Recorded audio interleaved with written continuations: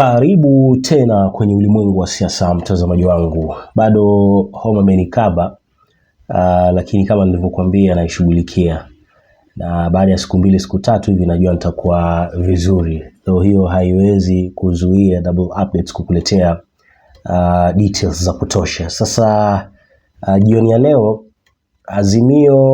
sio azimio vile, acha nizungumzie Linda Mwananchi. Sawa, hapo tutakuwa vizuri kwa sababu pale Linda Mwananchi kunakuwa na kama mchanganyiko. Kuna wale wa Azimio, kuna wale wa Jubilee, kuna watu vyama tofauti. Huaga naiona kama muungano. So muungano wa Linda Mwananchi jioni ya leo wamewaita vyombo vya habari na wakazungumza maneno mengi sana au mambo mengi sana ambayo ni ya kisasa hivi ambayo yanaendelea. Wamegusia swala la OLKALOU, wamegusia swala la Ruto-Rigathi, wamezungumzia issue ambayo sasa hivi inazungumziwa sana, swala la running mate, lakini pia vile vile na flag bearer kwa upande wa opposition. So sasa hivi hakuna kuchelewa, trust me, hakuna kuchelewa. Sasa hivi unaweza ukawa kimya wiki moja, wiki 2, unakuta na watu wengine washachukua nafasi yako. So Linda Mwananchi ikiongozwa na kina Sifuna na Orengo wamezungumza jioni ya leo, na ni vizuri kabisa usikilize hapa walichokizungumza, alafu ndo tuzungumze mengi zaidi baada ya video hii hapa. Welcome to this media briefing for Linda Mwananchi. Essentially, this was a meeting of our county coordinators, and going by the numbers of the coordinators that are attended, more than 36? Yes. From all the branches where ODM used to operate. So it was essentially their meeting. In this meeting, we have Senator Edwin Sifuna, we had Godfrey Ososi, we have Governor Kangata, we have Mheshimiwa Onyonka, and the leadership of our county coordinators. I would say in summary, we have recognized the growth of the movement, that is Linda Mwananchi, and going by the numbers that we're seeing out there, Linda Mwananchi is the most popular political formation. And when I'm talking about political formation, I'm talking about political parties and political movements. If you take them singly or individually, we are the most popular political formation in the country. And that counts for something. And we have committed ourselves to continue to go across the breadth and length of the country to popularize our movement. Secondly, I think we have agreed with the coordinators to go down to the counties and to the grassroots to strengthen our structures and our structures and our organization at the grassroots level.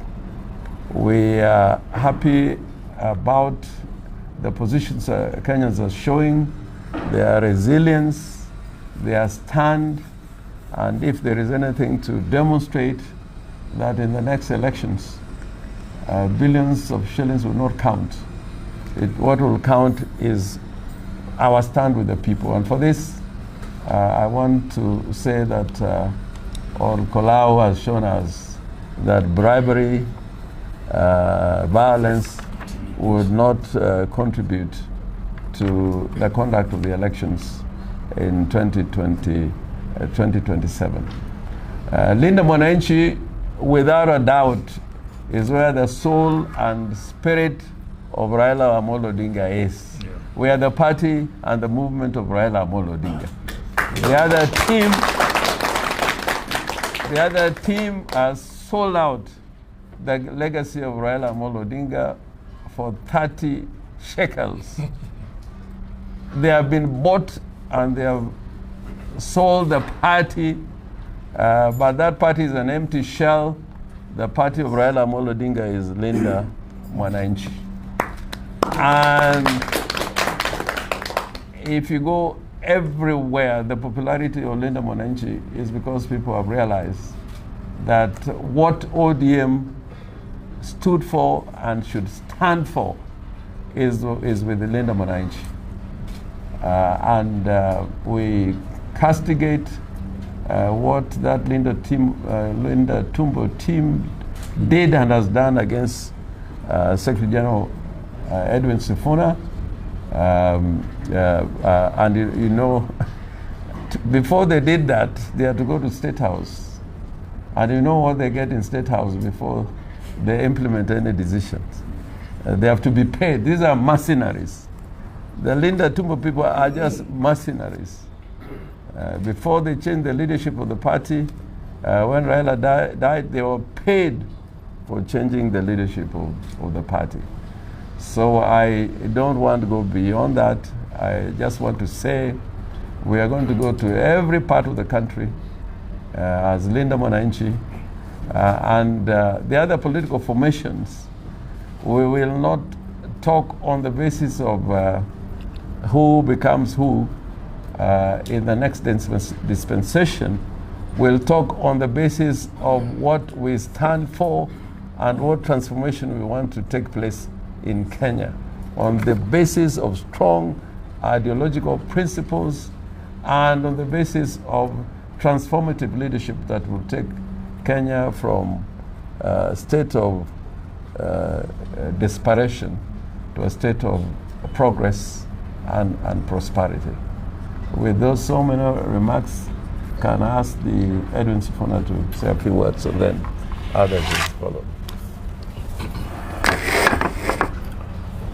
Thank you very much, Governor, and of course, members of the Fourth Estate for always showing up to cover us. Indeed, as you can see, we are here under the auspices of the Center for Multi-Party Democracy, which is an organization that I have served in position of Vice Chair. We want to thank the management of CMD for facilitating conversations around issues, because we want issue-based politics in our country. The people you see here, these are Raila's grassroots foot soldiers. These are, and I know that for a fact because I remain Raila's last Secretary General, and I've worked with these gentlemen for close to a decade, Honorable Orengo and the others, and Honorable Kangata.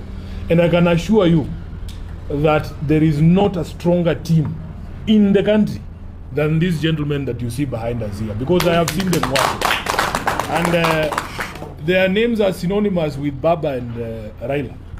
Honorable Kangata, if you go to Narok and you just say the name Kazaro, everybody knows who that person is. You go to Meru and you say Jack Monor, everybody knows who that person is. You go to Uasin Gishu and you mention the name Kipkorir Arap Menjo, farmer number one, everybody knows that these are Baba's, foot soldiers. I don't know if there is an individual in Turkana who doesn't know the name Lokopir. It's not possible.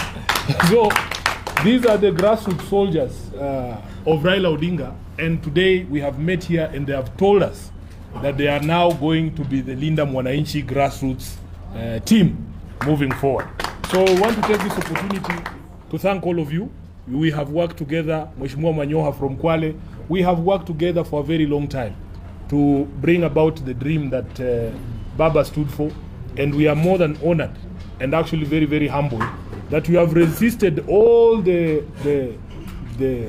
trappings of power and wealth that we see being exhibited on the other side, and you have decided that you will continue to be the carriers of the dream of Raila Amolo Odinga for the benefit of the people of Kenya. As the governor has said, unfortunately, we in ODM now, we have gotten to a place where we know that decisions affecting ODM and its membership are no longer made at Chungwa House.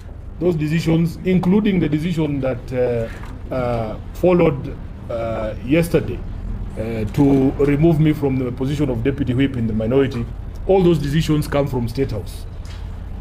All those decisions come from State House. And it is a sad, sad situation to see what has happened to the party of Raila Odinga. So they have given us a brief here. As I said, these are the grassroots people. We have received reports on the failure, crop failure in North Rift. They are telling us that because of drought in places such as Uasin Gishu and Trans Nzoia, we might not get a good crop this year. The gentlemen from Turkana have also told us that the irrigation schemes there have failed, and we want to take this opportunity to tell government that they must prepare for us to be able to tackle the problem that is coming ahead. Because of the crop failure, we know that there's going to be food shortage in the country. All across the country, these chairmen are telling us that the level of unemployment now has reached levels that is actually a threat to national security. Because most of these young people now, you can see, are choosing to involve themselves in Boonism and other acts of violence so that they can fend for themselves. So the picture across the country, and we have chairmen here from 36 counties, they are telling us that the situation on the ground is very bad.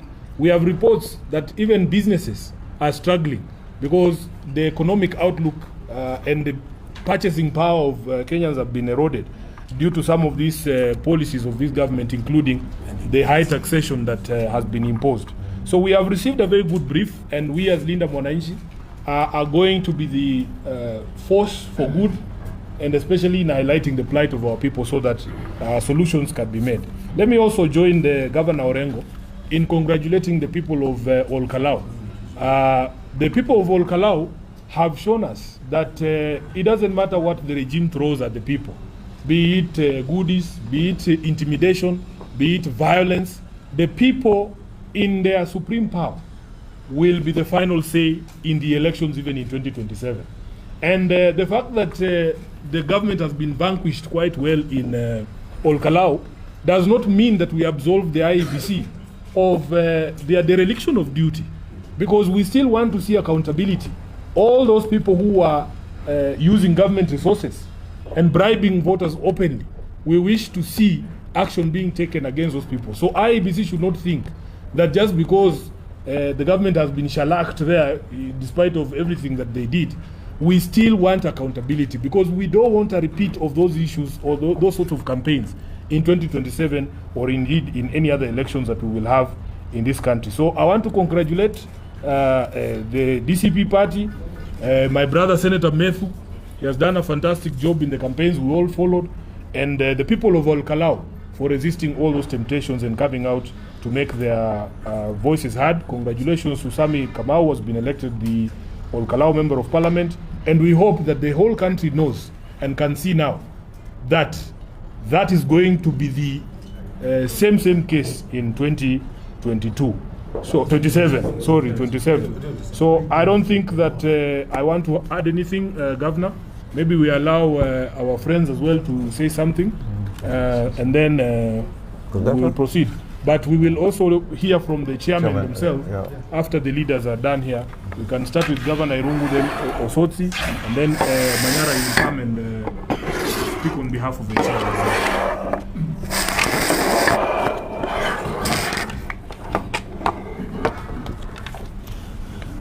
Thank you so much.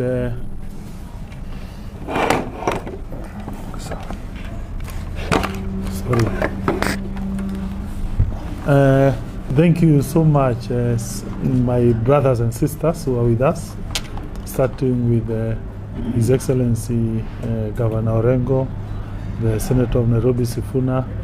I have my brother from Kikisi, the Honorable Senator from Kisi, and also Vihiga, Osotsi, and everyone else who is with us. First is to say that I thank the people of OLKALOU in Nyandarua County for the decision that they made. Congratulations to Honorable Sami Godho. Also congratulations to Wamunyoro. It was very clear as a person from that region that DCP would win. And it's also true that Wamunyoro is the voice of that region in terms of his political impact. And therefore, we all knew that DCP would win, and they deserved it because of the effort that they have done. Also, congratulations to Senator Methu. I think that shows that indeed our region as a huge problem with this government of UDA. Also, myself, I believe in unity. Those of us who are in this movement, I believe that whether the Wamunyoro camp, whether Kalonzo Musyoka, whether Matiangi, or even as Linda, our agenda is for a better Kenya, and therefore we belong to one team. And for me, I would want a situation where everyone is viewed as playing a part in making Kenya a better country. Secondly, is that we are witnessing a situation where UDA is repeating the mistakes that Jubilee did. It appears history repeats itself. First as a farce, second as a tragedy. I say so because Jubilee last election used some violence, it lost. UDA is using violence, it has lost. Jubilee last election, they mistreated their leaders, including the then deputy. But then the then deputy, William Ruto, upon assuming power, he has also exerted a lot of unfairness to his then former deputy Gachagua, and also even the problems in ODM. And you can see the results is what OLKALOU did. Finally, is that personally I've joined this movement to champion for three things. Number one, manufacturing. When we see companies like Coca-Cola exiting this market, it shows indeed the manufacturing share of our gross domestic product, our wealth, is shrinking. It used to be about 15%, but now manufacturing is contributing about 7%. That means we shall not create jobs, and one reason is because of overtaxation. Second, I strongly believe we can find money to grant free secondary school day education. It only requires about 30-40 billion. When you look at the money that the government is expending, let's say in security sector, it's about 500 billion. In affordable housing, it's about 130 billion. How many houses have been so far been given to Kenya? None. Those that have been given is sales. So for me, it makes prudence if government use that money to pay for 2 million high school students in our day schools. That is the best thing to do. Finally, is on the healthcare. I believe the next government ought to put more money to bridge the gap, the funding gap of SHA. SHA collects on average per annum 70 billion, but it expends 100 billion, meaning there's a deficit of about 30 billion. I believe the next administration must bridge that gap and ensure we prioritize manufacturing, healthcare, and education. Thank you. What's associate? Oh, yeah.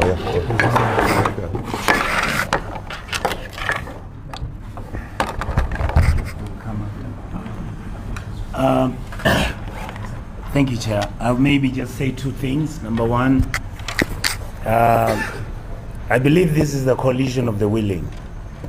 And this team has decided that we need a better country. We want a country that follows the rule of law, a country that can feed itself, a country that will stop the corruption, a country that stops favoritism and many, many other issues, which make my brother Sifuna say that we need to fix the software.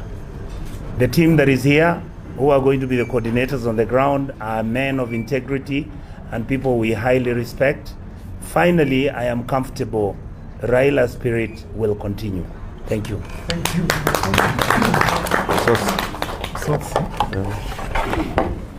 Chair. One more. Okay.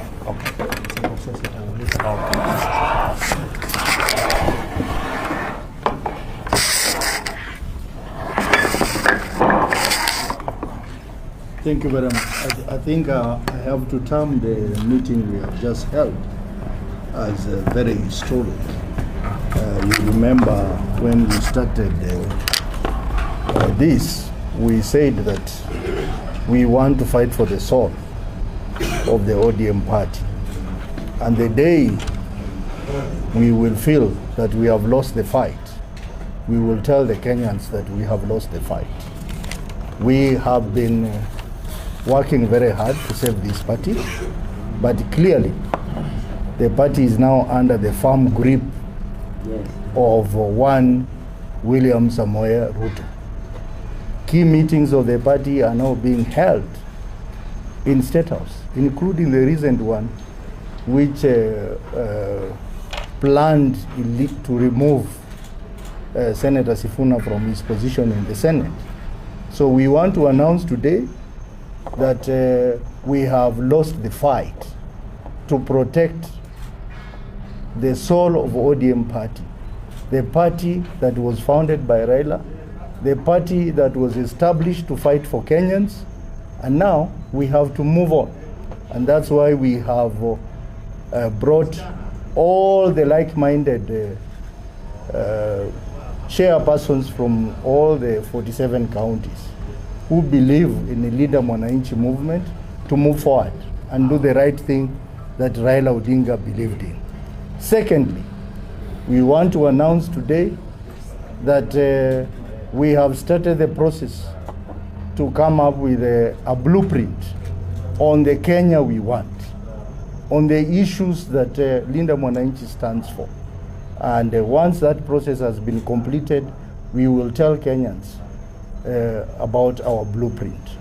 And as has been said by Governor Orengo, that any future engagement and discussions with Linda Mwananchi will be based on the blueprint.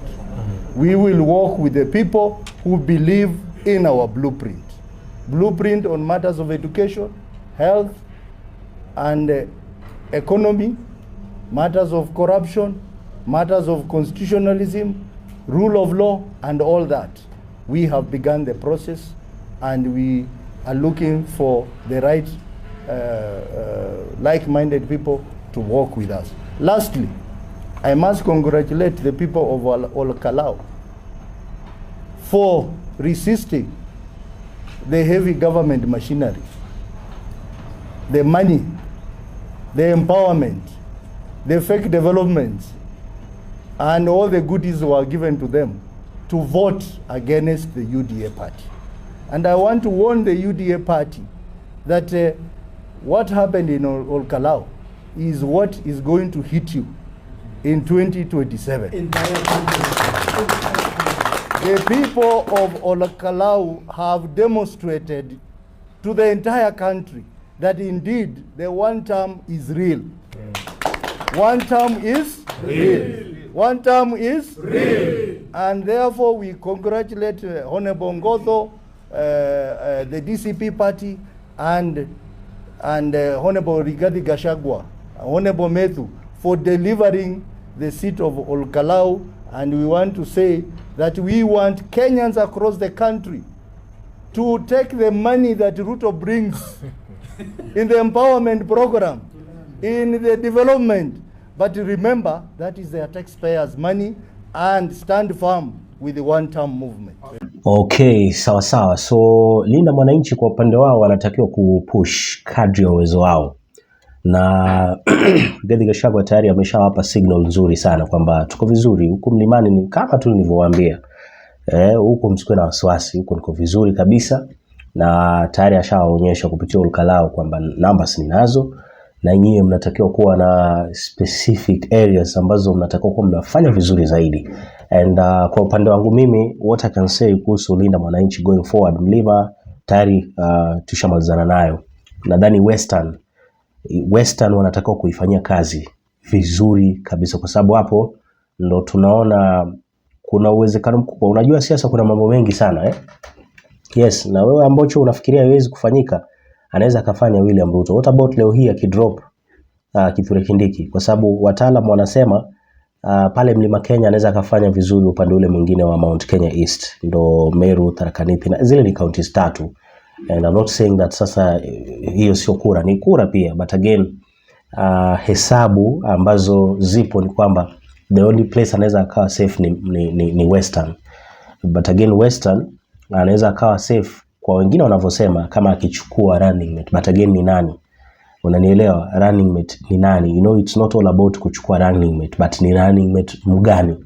You understand? Kwa sababu sasa hivi ukiangalia Western vizuri, Sifuna anafanya vizuri na Tembea anafanya vizuri. So wale wachezaji wazuri ambao wanafanya vizuri wako upande ule mwingine wa Linda Mwananchi. So nikiangalia vizuri chaguo la William Ruto iwapo ataachana na Kithure Kindiki pale Western, ni maybe akina Mdavadi, akina Wetangula, but wale ni reject wale tayari sasa hivi tunavyozungumza.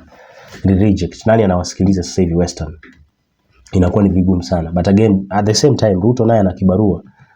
Akimwacha Kindiki ujue pale East hiyo kuna kakura fulani milioni, I don't know kama inafika milioni au 1,000 ngapi. But pale pia ujue akiondoka inakuwa ni stress. Yeah, so I think Linda Mwananchi Western I think Western wakishikilia vizuri watakuwa safe kwa sababu Western wana uwezo wa kuleta kura nyingi sana. But again hiyo pia itadepend na maamuzi ya opposition kwa ujumla, kwa sababu opposition huyo Sifuna kama anaweza kupata deputy inaweza kaa vizuri sana. I don't know kama itakuwa ni Kalonzo Sifuna au atakuwa Kalonzo Matiang'i au Matiang'i Kalonzo, I don't know, but hapo ni race ni you know Sifuna Sifuna, Kalonzo na Matiang'i, hao watatu. So wakijipanga vizuri alafu Linda Mwananchi wahakikishe kabisa Western inafanya vizuri, I think watakuwa wamemlock vizuri sana William Samoei Ruto, kwa sababu hakuna apart from Western, niambia anategemea sehemu gani tena? Nyanza wana counties 4 and hizi counties I don't think kama watadeliver hivyo ambavyo maybe wengine wanafikiria kwamba maybe Nyanza apate sijui milioni ngapi. No, ikienda sana maybe 100 kitu, kwa sababu this time watu hawatajitokeza. Okay, wana sacrifice nini sasa? Niambie the reason why Nyanza itakuwa inajitokeza kupiga kura itakuwa ni gani? Okay, I'm not saying that hawafai kupiga, but nini ile itakuwa inaleta ile morale ya kwenda kupiga kura? This time, for the first time toka sijui 2007 hawana mtu pale mbele, hawana deputy, hawana Lagbera pale juu. So niambie ni kitu kipi kinawapush, kinawasukuma waende wakapige kura? Itakuwa ni sidhani kama wanaweza wakadeliver hivyo wengine wanavyofikiria. But at the same time nikiangalia vizuri Coast kwa muda mrefu wamecontrol ODM. But the same Linda Mwananchi ambao lazima ipambane Western, ndio mimi naiona ikiwa na chembe ya ODM. Kwa hiyo akina Orengo nikiwaangalia vizuri, akina Sifuna nimeona wanaenda Taita Taveta. Huko ni Coast, na hizo ni sehemu ambazo ODM imekuwa ikifanya vizuri sana. Ruto hafanyi vizuri Coast. ODM sasa hivi hawaaminini tena na watu. So ni advantage kubwa kabisa Coast wafanye vizuri Coast, wafanye vizuri Western, wanaongeza na Mount Kenya, then Kalonzo yuko pale. Mimi nakwambia hiyo hesabu sijui Ruto anaipiga vipi. Sijui atakuwa anatoboa vipi hapo William Samoei Ruto. So Linda Mwananchi wana kazi ya kufanya. Western, Coast, Wakamba pale Kalonzo yuko vizuri. Mount Kenya Rigathi Gachagua amehakikisha. Hapa Nairobi nyinyi wenyewe mnajua. When you talk about Nairobi kuna kura nyingi. Nairobi kuna watu wengi wapiga kura. So Nairobi inajizungumzia. Kama kuna sehemu uwezi ukachezea watu ni hapa Nairobi. Ni hapa Nairobi. Nakuru pale watu wana balance. Huko hata tusizungumzie hiyo ni Mlima Kenya. So kazi ipo. I don't know kwa Kipsigis pale niliona Rigathi alifanya vizuri sana DCP. Kwa kama wanaweza wakashikana bado wanaweza wakafanya vizuri. Ni movement ambao tuna matarajio. Yes, tuna matarajio and Ruto nimemsikia akisema yeye ni expert. So expert wake ndo tunasubiri kuona atakuwa na balance vipi hesabu hapa. Kwa sababu haitakuwa rahisi hivyo wengine wanavyofikiria mtazamaji wangu. So yeah, maoni yako sijui ni gani? Uniambie hapo chini kwenye sehemu ya comments. Nimeona ODM wana I don't know sasa ile sijui ndo kumshambulia kumshambulia Rigathi, I don't know, eti jamaa ameshinda na bado anaonekana na hasira sijui nini. No, anawaambia tu kweli. Alafu pia ni kitu cha kufurahisha. Wengine wenu hapo wanyinyi hamna vyama bwana. Kwani Juneta na chama gani? Wengi wenu hamna vyama na hamjui raha ya kupata ubunge na chama kipi ambacho hata kijakaa miaka miwili. Acheni jamaa enjoy. Nimewasikiliza wakiongea kina Wanga, kina nani. But I was like, okay. Nyinyi kumbe mna wivu Kwa hiyo mwenzenu naye akishaini mna wivu. Hebu hii part watu lazima wasikilize ndio tumalizie. We need unity, we need peace, and we don't want our friends to be annoyed all the time. When you see Gachagua, he is always in a fighting mood. He is in a fighting mood as if something is gone wrong. But he has now won an election.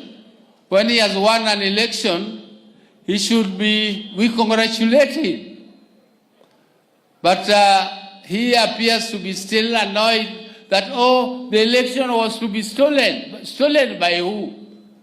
You have already won the elections, and the IEBC has proved that it can conduct an election with some independence and some impartiality. And the election now is over. So Gachagua, keep your peace. Keep your peace. And Bishop wacho ne ok go siasa. Abe alando na jo piny gik matimre okawacho siasa. Koro miyo, with those few remarks, Bishop, thank you very much for the opportunity.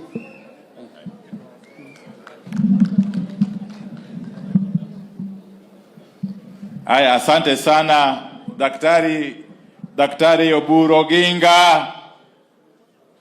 Nataka askofu niruhusu. And let me tell you, if at any point in our lives as an ODM party we were confused about supporting the broad-based government, we are clear in our minds. Because the other day, I heard Gachagua saying that the reason he left President Ruto is because President Ruto started to speak to Raila Amolo Odinga and the ODM party. That is the point at which he left.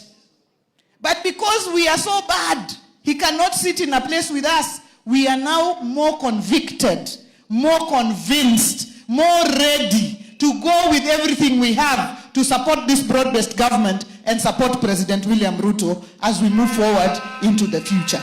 And IBC, asanteni sana, because you have delivered a credible election. Before, everybody was saying, IBC this, IBC that, IBC this, IBC that. You have delivered a credible by-election. Everybody is in agreement. And when we go to 2027 and the broad-based team wins the election, tafadhali msirudi sasa kusema tena IBC iko na shida yoyote. Kwa sababu tunajipanga kwenda mbele. And for these elections, we want to congratulate the winners of the by-election yesterday. Our brothers. Our brother Ngoto who won. Lakini tunataka kusema tumekuwa na by-elections 10 constituencies. 9 out of 10 is broad-based. 1 out of 10 is the clueless people. Kwa hivyo, hiyo si ranking baya. 90% is a pass. Jothurwa, uyegi wechegi. Wadhiye tutam koso watim nango. Uyegi tutam ni wadhigo mbele. Nyasayo guedu, nyasayo ritu, nyasayo umu. Ndalo te, karibu back, Mheshimiwa Wandai.